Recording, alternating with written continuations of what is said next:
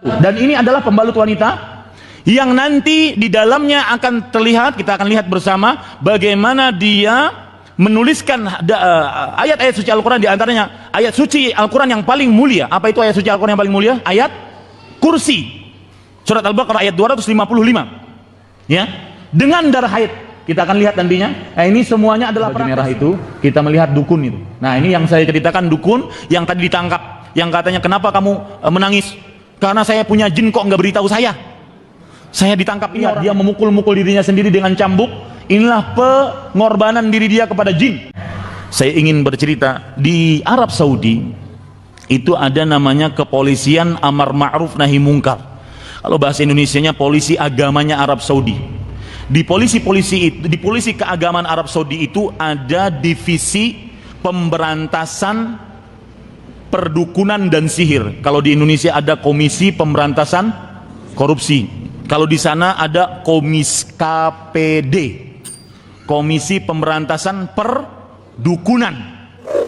Kalau di sana ada seorang di polisi keagamaan Arab Saudi itu ada divisi pemberantasan perdukunan dan sihir. Kalau di Indonesia ada komisi pemberantasan korupsi.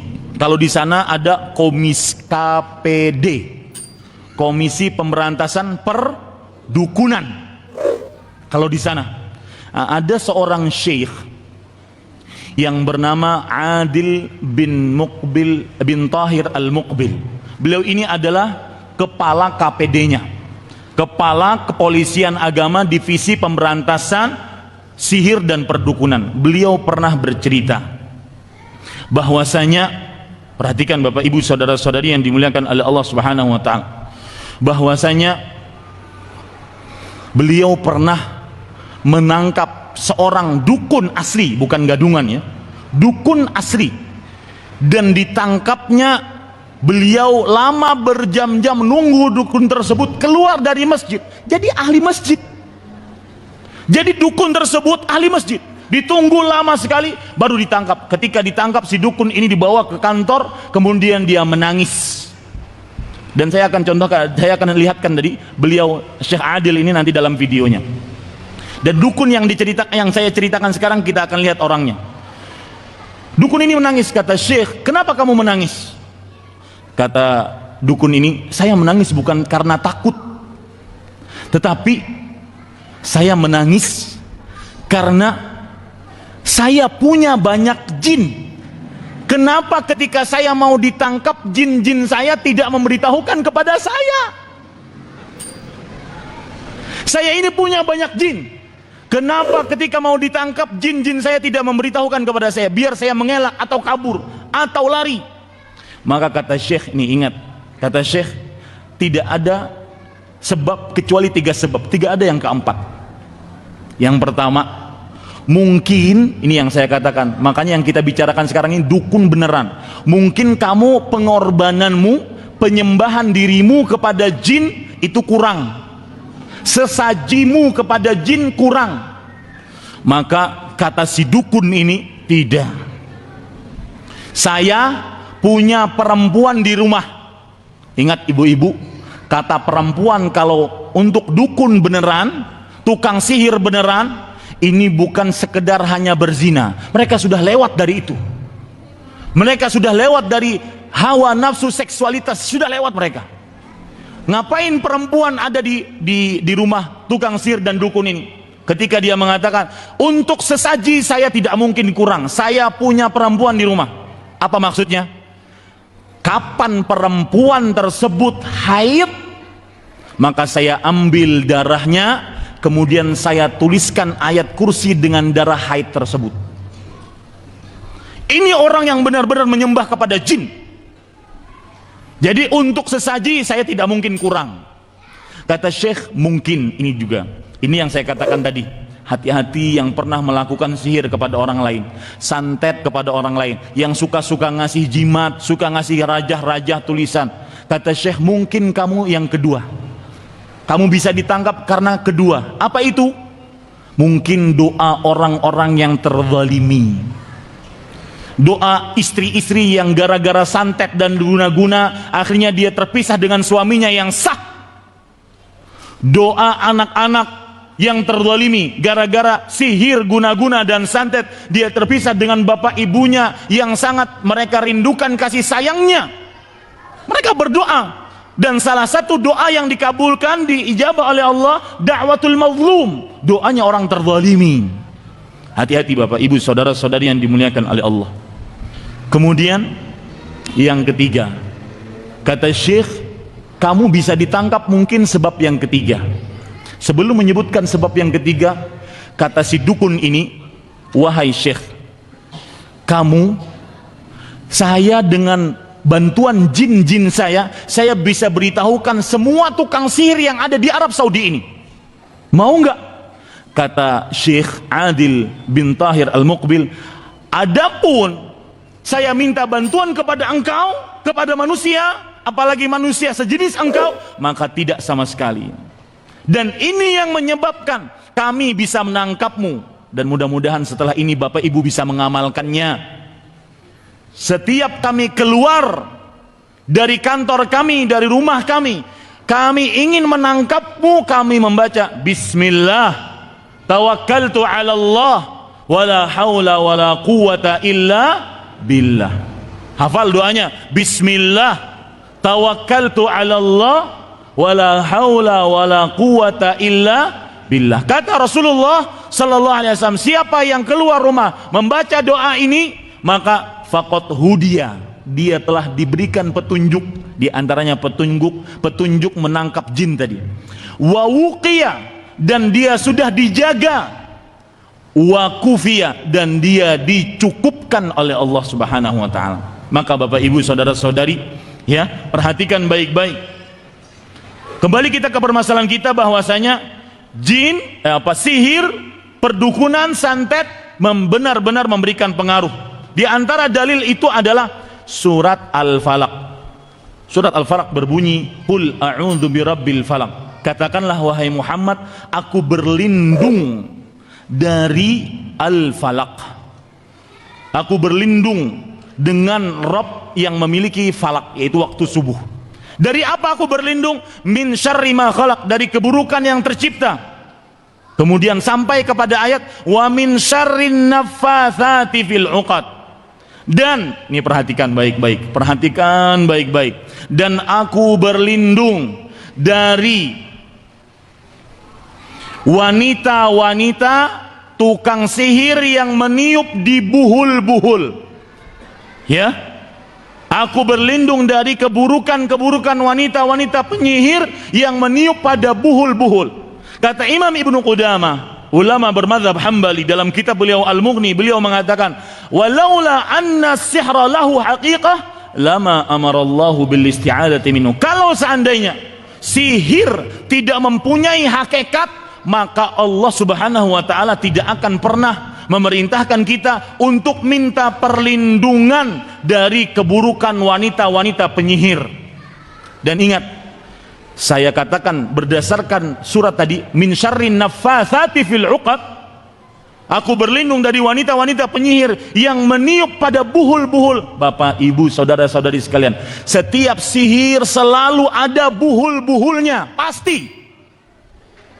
Ya, setiap sihir selalu ada ikatan-ikatannya, dan ikatannya itu biasanya disimpan di tempat yang terpencil, jarang dijamah oleh manusia agar tidak diketahui oleh manusia. Kenapa? Karena selama ikatan-ikatan itu, buhul-buhul yang sudah dijampi-jampi tadi, raja-raja yang sudah ditulis-tulis tadi, selama dia masih utuh, selama itu pula pengaruh sihir ada pada orang tersebut.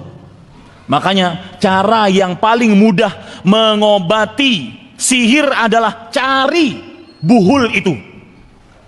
Yang sekarang keluarga kita kena sihir, diguna-guna, disantet, cari buhulnya, pasti ada. Nanyanya sama siapa, Ustadz? Ini masalahnya. Kalau Nabi Muhammad SAW dalam hadis riwayat Bukhari, Aisyah radhiyallahu anha pernah bercerita, suhiran Nabi sallallahu alaihi wasallam, Nabi Muhammad SAW pernah disihir, dan Nabi Muhammad SAW kena sihir tingkatan paling tinggi. Karena memang para nabi ketika diuji dengan ujian paling tinggi, tidak seperti manusia biasa. Sihir paling tinggi bagaimana? Kata Aisyah radhiyallahu anha menceritakan ketika Nabi kena sihir, hatta innahu la yukhayyalu ilaihi annahu yaf'alu syai' wa ma fa'alahu. Sampai-sampai dikhayalkan kepada Rasulullah beliau melakukan sesuatu padahal beliau belum melakukannya. Contohnya, beliau dikhayalkan kepada pikiran beliau sudah menggauli Aisyah padahal belum menggaulinya. Itu kan tersiksa. Seorang suami yang sudah berhasrat, naik libidoitasnya, naik hasratnya kepada perempuan, ketika mau menggauli dikhayalkan kepada beliau, kayaknya sudah nih, yang lain aja deh lagi. Begitu juga istri selanjutnya, kayaknya ini juga sudah, yang lain aja lah. Terus seperti itu. Ini adalah sihir tingkat tinggi yang didapati oleh Rasulullah sallallahu alaihi wasallam. Nah, kemudian beliau berdoa kepada Allah. Ketika setelah berdoa, beliau bermimpi. Di dalam mimpinya didatangi oleh dua malaikat.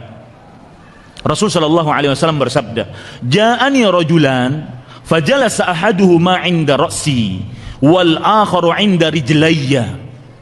Ketika aku tidur, ada dua malaikat yang datang, satu di sisi kepalaku, satu di sisi kakiku. Yang satu bertanya,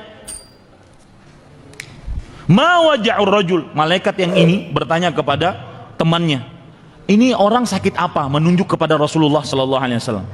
Malaikat ini menjawab, "Matbub." Orang ini kena sihir. Malaikat yang ini bertanya, "Man tabbahu?" Siapa yang mensihir dia? Kalau Nabi enak, yang memberitahu siapa? Malaikat. Kita siapa yang beritahu? Ya. Kata si malaikat ini, siapa yang menyihir orang ini? Malaikat yang satu menjawab, Labid ibnul A'sam al-Yahudi. Seorang dari agama Yahudi, yang beragama Yahudi, yang bernama Labid bin A'sam. Kemudian, nah lihat ini. Malaikat ini yang bertanya lagi, pada apa disihirnya orang ini? Lihat, selalu Pak, sihir itu selalu ada buhul-buhulnya. Kata malaikat ini yang menjawab, orang ini menunjuk kepada Rasulullah, disihir kenapa? Karena rambut-rambut beliau yang diambil dari sisir beliau, kemudian diikat-ikat, dijampi-jampi, akhirnya kena sihir. Diletakkan di mana ikatan-ikatan tadi? Sebelum saya sebutkan diletakkan di mana, makanya hati-hati. Anak-anak, ibu, bapak-bapak yang sedang pacaran, meskipun dalam Islam tidak benar adanya pacaran, tapi kalau terjadi, dan saya tidak melegalkan, jangan suka-suka ngasih baju, ngasih jaket, ngasih alat-alat atau bahan-bahan yang sangat detik, sangat kental dengan tubuh kita. Foto, ngasih ini, itu sangat mudah disihir. Terutama di zaman yang informasi serba canggih. Kita meletakkan foto pada media-media sosial, memberikan kopiah, memberikan cincin, memberikan, bahkan kadang-kadang memberikan sampai peralatan dalam. Ini hati-hati, sangat mudah disihir. Rambut, ya, sangat mudah kena sihir. Maka perhatikan Bapak Ibu, saudara-saudari yang dimuliakan oleh Allah Subhanahu wa taala. Di mana diletakkan buhul-buhul tadi? Ternyata di sumur yang bernama Dhi Arwan. Di sumur yang bernama Dhi Arwan. Lalu setelah bangun, sadar Rasulullah SAW bangun dari tidurnya, beliau akhirnya pergi ke sumur Dhi Arwan dan mengambil buhul-buhul tadi, kemudian beliau buka. Kalau sudah dibuka, dengan izin Allah, sihirnya pasti hilang. Makanya saya katakan dari awal tadi, kapan Anda ingin mengobati orang yang kena sihir, cari itu buhul. Ustadz, kalau Nabi Muhammad diberitahukan oleh Allah melalui malaikat, kita siapa yang beritahu? Maka jawabannya kita bisa apa? Berdoa agar Allah memberitahukan kepada kita. Di mana buhul-buhul tadi? Tidak ada pengobatan terhadap sihir yang paling manjur dibandingkan seseorang diambil buhulnya, kemudian dibuka, dibaca-bacai, kemudian dihancurkan. Itu menghancurkan sihir. Kejadian Pak ini di Arab Saudi. Seorang tukang sihir ditangkap kemudian diintegrasi oleh polisi keagamaan tadi, divisi pemberantasan sihir dan dukun tadi, di mana biasanya orang-orang membuang buhul-buhul. Tahu Pak, di mana? Bapak mungkin yang pernah haji dan umroh tahu Jeddah. Di Jeddah itu ada Laut Merah. Di samping-samping Laut Merah ternyata orang banyak buhul. Maka diadakan, ya nanti kalau seandainya cukup waktunya saya perlihatkan, para penyelam-penyelam diperintahkan menyelam, menyisiri pesisir pantai Laut Merah, mesisir Laut Merah. Puluhan pekerjaan-pekerjaan sihir, puluhan buhul-buhul didapatkan, kemudian dihancurkan satu-satu. Setelah itu banyak sekali keluarga, puluhan, ratusan keluarga yang menelpon kepada divisi pemberantasan sihir dan perdukunan ini. Alhamdulillah, keluarga kami menjadi sehat kembali. Suami yang biasa saya lihat, saya benci sekali, saya murkai sekali. Bau suami yang aturan dulunya saya sangat suka, kemudian karena sihir, gara-gara sihir akhirnya saya sangat membenci bau badan suami. Maka sekarang alhamdulillah kami bersatu kembali. Maka saya katakan, tidak ada cara yang paling paten untuk menghapuskan sihir, mengobati sihir, kecuali cari buhulnya, kemudian dibuka buhul itu dengan ucapan bacaan Al-Fatihah, Qul a'udzu birabbil falaq, Qul a'udzu birabbin nas, kemudian dimusnahkan. Maka dengan izin Allah pasti akan hancur, akan habis pengaruh sihirnya, pengaruh santetnya, pengaruh dukunnya. Ini Bapak Ibu saudara-saudari yang dimuliakan oleh Allah. Poin yang keempat, yang berkaitan dengan sihir, macam-macam sihir, macam-macam sihir, macam-macam sihir, santet, dukun dan semisalnya. Sihir yang pertama adalah sihir khayalan. Ini yang saya ingin ceritakan tadi, sihir tentang tukang sihir Fir'aun melawan Nabi siapa? Nabi Musa. Di dalam surat Toha ayat 65 disebutkan bagaimana terjadi perseteruan, perkelahian antara tukang sihir Fir'aun dengan Nabi Musa. Tukang sihir Fir'aun melemparkan tongkat tali-tali kecil, dan dikhayalkan kepada yang melihatnya tongkat dan tali-tali kecil itu bergerak, padahal dia tidak bergerak, cuma dikhayalkan. Ini disebut sihir jenis pertama. Sihir apa? Khayalan. Sihir khayalan. Ketika Nabi Musa melempar tongkatnya, tukang sihir memperhatikan tongkat Nabi Musa alaihissalam benar-benar berubah, bukan seperti yang mereka perbuat. Kalau ini khayalan, yang ini tongkat ketika dilempar benar-benar berubah menjadi ular, karena memang mukjizat. Makanya tukang sihir ketika melihat itu benar-benar menjadi ular, tukang sihir Fir'aun langsung mengatakan, kami beriman kepada Allah Subhanahu wa ta'ala. Nih perhatikan ya, silahkan dilihat di dalam Al-Quran surat Toha ayat 65 sampai 76. Saya tidak cukup waktunya untuk menjelaskan. Kemudian sihir yang kedua, sihir hakikat. Kalau dalam bahasa Indonesia sihir hakikat ini santet, guna-guna, pelet, ini sihir hakikat. Yang ketiga, sihir ketangkasan. Kalau dalam bahasa Indonesia sulap, muter-muter tangan keluar bunga, muter-muter tangan keluar api. Ini namanya apa? Sulap, sihir ketangkasan. Dia termasuk sihir. Sudah, itu poin yang kelima sekarang. Kenapa sihir, santet, guna-guna, pelet dikategorikan sebagai bentuk kesyirikan dan kekafiran? Pertama, karena guna-guna, sihir, santet dan pelet tidak lain kecuali meminta kepada jin. Minta kepada apa? Kepada jin. Ya. Dan ini yang sihir beneran. Sihir tukang santet pelet beneran ini, dia berhubungan dengan jin, memuja jin, menyembah jin. Dan Allah Subhanahu wa taala berfirman di dalam surat Al-Baqarah ayat 102, walakinna syayatina kafaru yu'allimuna an-nasa as-sihra, akan tetapi para syaitan mereka telah kafir mengajarkan kepada manusia sihir. Ini menunjukkan bahwasanya orang-orang tukang sihir, santet, dukun, pelet berhubungan dengan jin. Sebab yang kedua, kenapa guna-guna, santet, pelet dan sihir termasuk perbuatan kesyirikan dan kekafiran? Karena mengaku mengetahui akan hal gaib. Mengaku mengetahui akan hal gaib. Sudah kita jelaskan tadi, tidak ada yang mengetahui akan hal gaib kecuali siapa? Allah Subhanahu wa ta'ala. Kemudian sebab yang ketiga, kenapa guna-guna, santet, pelet termasuk kesyirikan dan kekafiran? Karena, ini perhatikan, nanti kita akan contohkan ini, kita akan lihat video-videonya.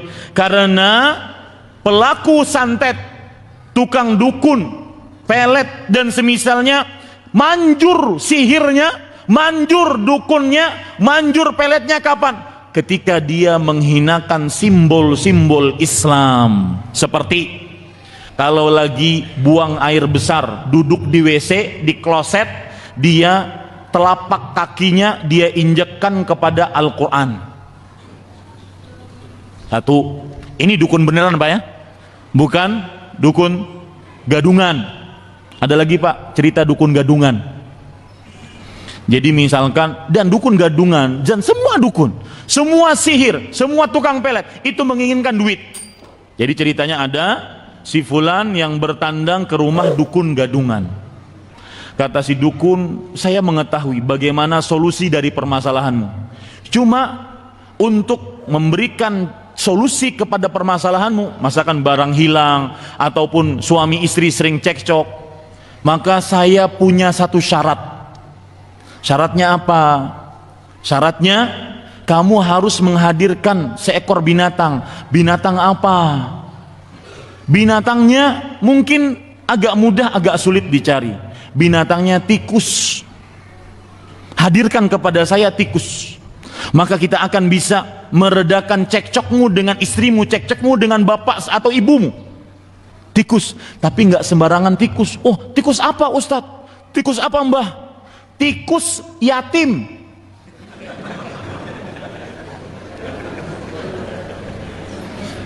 Gimana kalau tikus yatim? Ya, siapa bapaknya? Siapa ibunya, kapan meninggal dia, kan harus diketahui kalau tikus yatim. Sebenarnya bukan tujuannya itu. Tujuannya, nah kalau kamu sulit nyari tikus yatim, ya jelas sulit. Ya, sulit tikus yatim mengetahui kapan meninggal bapaknya, ini sudah balik atau belum. Karena yang namanya anak yatim itu adalah anak yang meninggal bapaknya dan dia belum balik. Berarti tikus yatim begitu juga, tikus yang meninggal bapaknya dan dia belum balik. Kapan kebalikan tikus kita harus tahu. Nah ini menunjukkan sulit kan, kata si mbah ini, kata si tukang dukun, sihir, apapun statusnya di masyarakat. Kalau sulit, maka saya punya cara. Tapi harus beli kemenyan, maka saya butuh uang. Ini dia. Ini adalah dukun gadungan. Nah, dukun, santet tidak akan manjur kecuali harus menghinakan simbol-simbol Islam, diantaranya menulis ayat-ayat Al-Quran di telapak kakinya.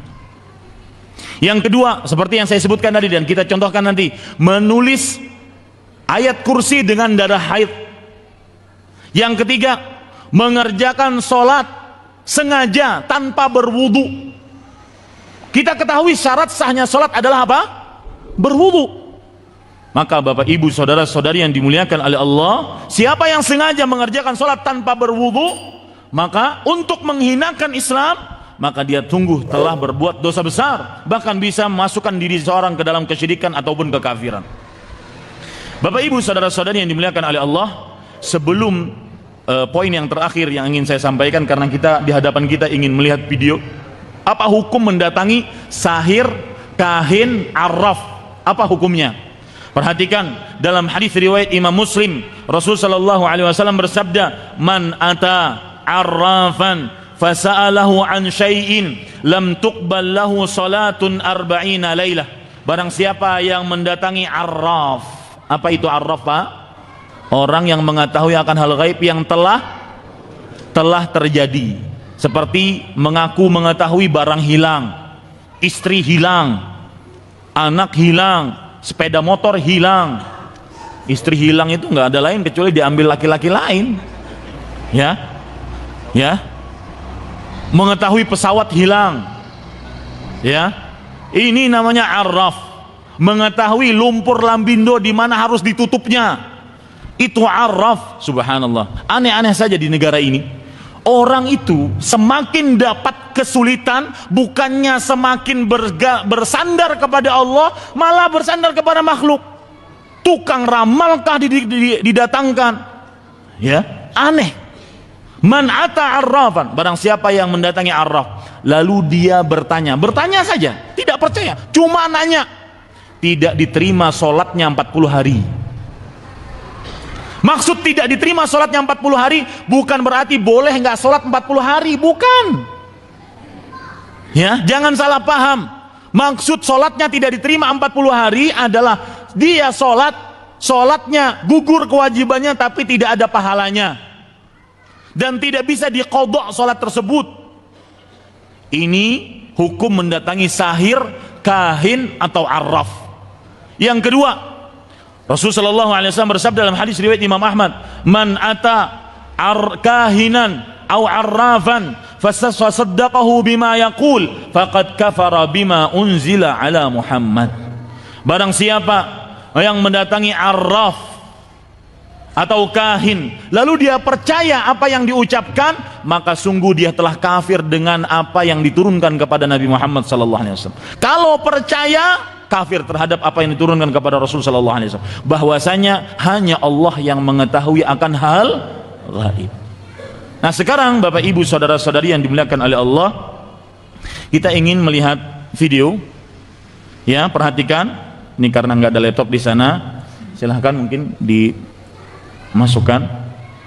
Ya, perhatikan video-video film-film yang akan kita lihat, ya. Dan dari sini insya Allah kita akan mengetahui tanda-tanda tukang sihir dan dukun. Ya, perhatikan. Ini buhul dia di menit yang ke-5,47. Ya, menit yang ke-5,47. Perhatikan baik-baik. Nanti Syekh, nah ini yang saya sebut Syekh Adil bin Tahir Al-Muqbil. Ini buhul-buhul. Ya, sihir selalu ada seperti ini. Sihir selalu ada buhul-buhul seperti ini. Selalu ada ikatan-ikatan yang dijampi-jampi. Ya, dan berbagai macam bentuknya. Sihir selalu ada seperti ini. Baik dari benang ataupun dari kain, bahkan kadang-kadang dari rambut. Saya ketika di Damam, banyak sekali majikan-majikan yang berstatus Arab Saudi, berkewarganegaraan Arab Saudi, mereka bawa ini ya yang dilakukan oleh tenaga kerja kalian, yaitu rambut diikat-ikat, ya, rambut bayangkan diikat, ya, diikat itu kan kecil sekali. Maka subhanallah, dengan izin Allah, dan ini saya rasakan sendiri, kita yakin baca surah Al-Fatihah, kemudian surat Qul a'udzu birabbil falaq, Qul a'udzu birabbin nas, ya, maka itu rambut yang kecil-kecil itu terbuka. Ya, silahkan yang lain. Perhatikan ini Bapak Ibu saudara-saudari sekalian, diperbesar. Ini yang saya sebut perbuatan sihir. Sihir itu pasti selalu ada prakteknya. Dan ini dia yang berkaitan dengan si pasien. Ini kopiah. Ya, kopiah di dalamnya semua rambut satu keluarga. Jadi satu keluarga kena sihir. Disihir dengan rambut. Rambut semuanya dijampi-jampi, diikat satu-satu. Ya, diikat satu-satu. Dan ini adalah pembalut wanita yang nanti di dalamnya akan terlihat, kita akan lihat bersama bagaimana dia menuliskan ayat-ayat suci Al-Quran, di antaranya ayat suci Al-Quran yang paling mulia. Apa itu ayat suci Al-Quran yang paling mulia? Ayat Kursi, surat Al-Baqarah ayat 255. Ya, dengan darah haid. Kita akan lihat nantinya. Nah, ini semuanya adalah praktek sihir, ya. Dan seperti yang saya katakan tadi, selalu ada buhul-buhulnya. Buhul itu harus dibuka, ya, harus dibuka. Sebelumnya tentunya harus didapatkan. Nah, cara mendapatkannya tadi berdoa kepada Allah Subhanahu wa taala. Berdoa kepada Allah agar Allah menunjukkan di mana buhul itu. Ya. Nah, ini harus dibuka satu-satu. Biasanya ada jarumnya, biasanya ada ikatan-ikatan benangnya. Kemudian lihat, dia pakai plastik di situ. Kenapa pakai plastik? Karena plastik susah untuk hancurnya. Seperti yang saya katakan, buhul ini nanti diletakkan pada tempat-tempat yang jarang dijamah oleh manusia. Karena kalau terjamah kemudian hancur, maka pengaruh sihirnya hancur dengan izin Allah Subhanahu wa taala. Makanya nanti kita akan lihat, ya. Kita akan lihat para ikhwah sekalian dirahmati oleh Allah Subhanahu wa taala, bagaimana sihir tersebut atau praktek sihir buhul-buhul itu disimpan di tempat-tempat terpencil. Disimpan di tempat-tempat terpencil. Nah, ini rambut, ya, sampai anak kecil disebutkan dalam cerita ini. Ini Syekh bercerita, Syekh Adil tadi bercerita bahwasanya sampai anak yang 7 tahun kena sihir. Semua rambut dari keluarga tersebut. Maka perhatikan Bapak Ibu saudara-saudari yang dimuliakan oleh Allah, barang-barang yang kental dengan tubuh kita, kalau seandainya ada orang yang hasad, iri dengan kita, jaga baik-baik. Jangan sampai dikenal, jangan sampai diberikan seenaknya. Ini juga rambut, dan lihat rambutnya agak tipis, menunjukkan bahwasanya ini adalah rambut dari anak kecil. Ya, rambut dari anak kecil. Karena disebutkan dalam riwayat, dalam cerita ini, bahwasanya mereka mendapati satu keluarga kena sihir. Mungkin agak dipercepat sedikit. Saya ingin memperlihatkan bagaimana, ya, ini sama saja. Ya, ini. Nah, ini yang saya katakan bahwasanya darah haid ditulis. Ayat kursi ditulis dengan darah haid. Ayat kursi ditulis dengan apa? Darah haid. Dan sihir tidak akan pernah manjur kecuali dia harus menghinakan ajaran Islam. Silahkan film yang lain. Hapus dulu. Ya. Ini contoh sihir seperti yang saya katakan. Sihir itu akan disimpan, praktek sihirnya itu disimpan di tempat-tempat yang susah untuk dijamah oleh manusia. Seperti ini, ya, di rumah yang sudah kosong, yang tidak dihuni lagi, maka diletakkan di situ sihirnya. Nah, kemudian juga lihat, disimpan pada aluminium foil. Kenapa aluminium foil? Karena susah untuk hancurnya. Ya, kertas aluminium foil ini susah untuk hancurnya, karena pengaruh sihir akan masih berlaku selama buhul-buhul itu ada. Makanya Bapak Ibu saudara-saudari yang dimuliakan oleh Allah, sambil sembari melihat filmnya, saya katakan tanda-tanda tukang sihir, dukun, santet, apapun statusnya di masyarakat, entah itu dia ustadz, kiai, guru, tuan guru agama, tanda yang pertama adalah ketika bertanya tentang nama dan nama ibu. Nama dan nama ibu. Kenapa nama dan nama ibu? Karena nama ibu, kenapa tidak ditanya nama bapak? Karena ketika seseorang misalkan Ahmad bin, ibu saya namanya Nur Saadah, Ahmad bin Nur Saadah misalkan, itu berarti dia sudah menghinakan dirinya, berarti dia tidak punya bapak, berarti dia anak zina. Itu sebabnya kenapa bertanya tentang nama ibu. Ini yang pertama. Yang kedua, minta sesuatu yang berkaitan dengan tubuh kita, pakaian dalam, rambut, sisir, apa saja, pembalut dada bagi perempuan, apa saja yang berkaitan dengan tubuh. Ini tanda-tanda tukang sihir dan dukun. Silahkan film yang lain.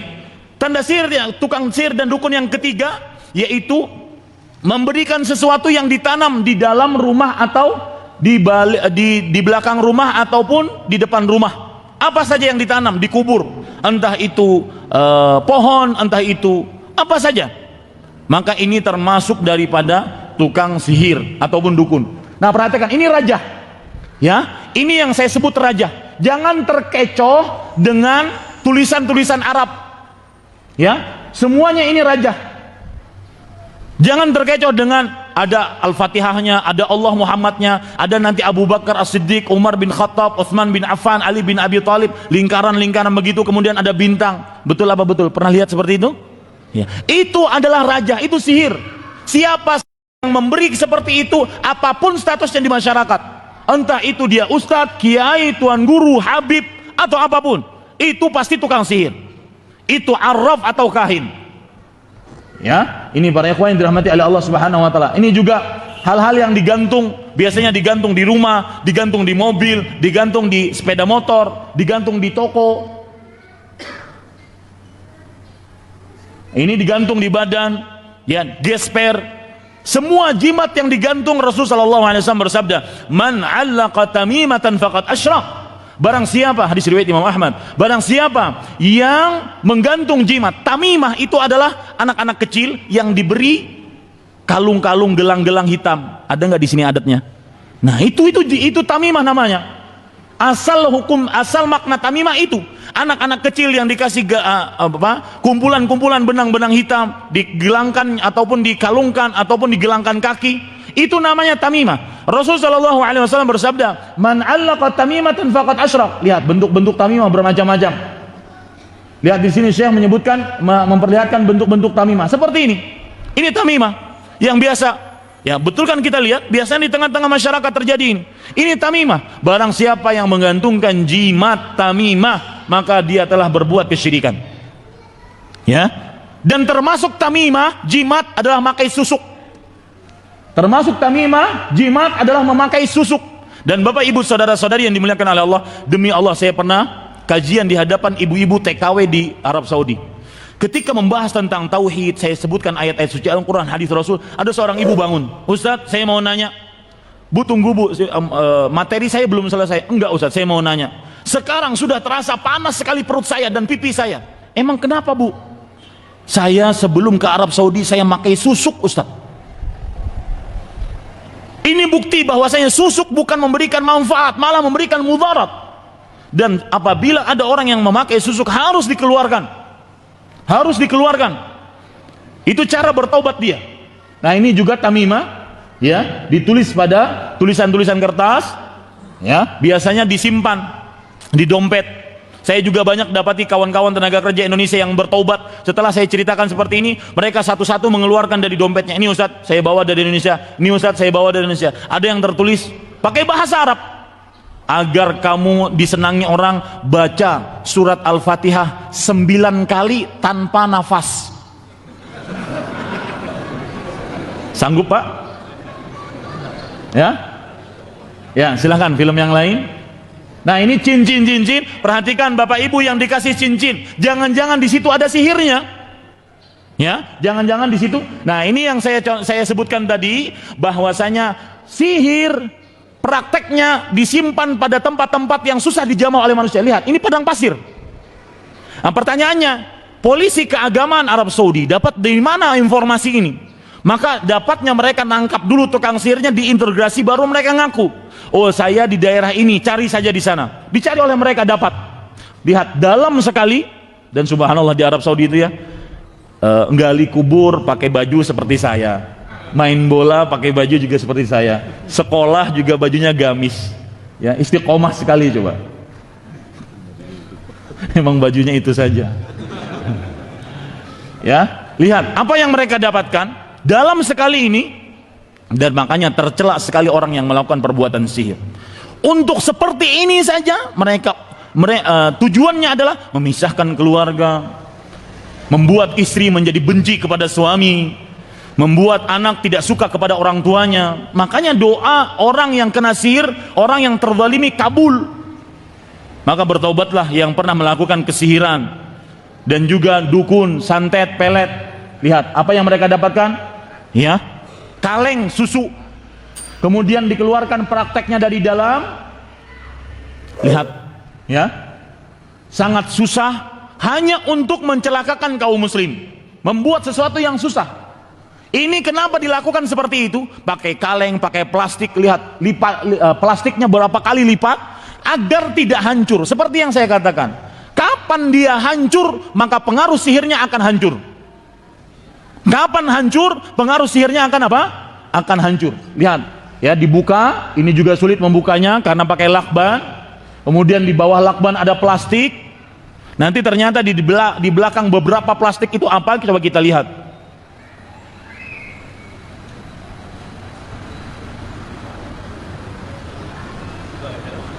Plastik lagi, ya, terakhir plastik lagi. Kemudian ternyata yang mereka dapatkan adalah kepala ikan, mungkin ikan tongkol kali, padahal enak digoreng tuh. Dan saya ingat, salah satu ciri pengobatan alternatif yang keliru adalah misalkan telur dirajah-rajah, kemudian dipindahkan penyakit dari tubuh kemana? Ke telur. Ini adalah sihir. Ini adalah sihir. kambing yang asalnya adem ayem, ya, kemudian dipindahkan penyakit ke kambing. Ini adalah sihir dan juga penganiayaan terhadap kambing. Mendingan disembelih kemudian dijadikan gulai kambing. Ya, ini adalah pengobatan secara sihir. Lihat, itu kepala ikan dan selalu seperti lihat, selalu ada ikatan-ikatannya, selalu ada tali-talinya. Ya, ada tali-talinya yang mengikat dan itulah yang disebut dengan buhul-buhul.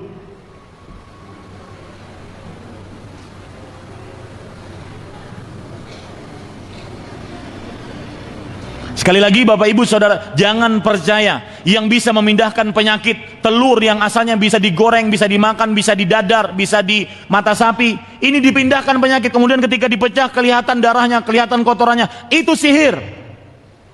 Ya, itu sihir, tidak ada keraguan di dalamnya. Kenapa? Karena itu memakai raja-raja. Itu sihir. Meskipun Bapak Ibu Saudara-saudari sekalian, itu manjur, meskipun yang diobati ternyata sembuh, bukan ukuran. Ya, nah lihat itu buhulnya. Ya, ini terdapat buhulnya. Lihat, harus dibuka Pak. Meskipun benangnya kecil harus dibuka. Dan tentunya ketika membuka, dan saya sudah mencobanya, dengan yakin kita baca surat Al-Fatihah, Qul a'udzu birabbil falaq, Qul a'udzu birabbin nas, maka insya Allah akan terbuka. Setelah terbuka dimusnahkan, dibakar. Maka insya Allah akan hancur apa? Pengaruh sihir tersebut. Nah, ini yang saya ceritakan dukun yang tadi ditangkap, yang katanya kenapa kamu menangis? Karena saya punya jin kok nggak beritahu saya. Saya ditangkap, ini orangnya. Ya, dan lihat pengorbanan, penyembahan diri dia kepada jin. Lihat dia memakai, dan ini Syekh Adil bin Tahir Al-Muqbil, ya, beliau mudah-mudahan termasuk orang yang diberikan pahala oleh Allah Subhanahu wa taala. Sangat berani berhadapan dengan dukun seperti ini. Dan memang tidak perlu kita takut. Allah berfirman, "Wala yuflihus sahiru haitsu ata." Para tukang sihir tidak akan pernah beruntung, tidak akan pernah menang. Apapun yang dia lakukan, lihat dia memukul-mukul dirinya sendiri dengan cambuk. Inilah pengorbanan diri dia kepada jin. Ya, memukul-mukul dirinya dengan cambuk. Itulah pengorbanan dirinya kepada jin. Nanti akan diperlihatkan bagaimana tata cara sujud dia kepada jin. Semua peribadatan dia kepada jin.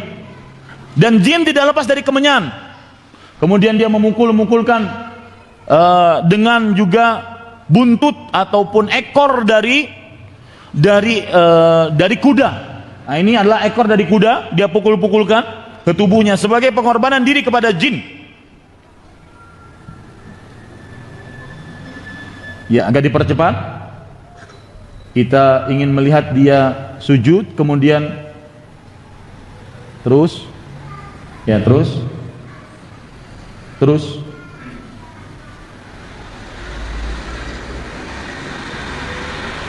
ya perhatikan. Nah ini adalah bekas menyembelih dia. Jadi Syekh bercerita bahwasanya ini kamar bau busuk. Kenapa? Karena dia menyembelih ayam di dalam situ sebagai penyembelihan kepada jin. Ya. Dan kamar ini bau sangat busuk. Lihat bekas-bekas darahnya. Kamar ini sangat busuk. Terakhir kita perlihatkan dia sujud kepada jin. Ya sebentar. Nah ini contoh sujud dia kepada jin.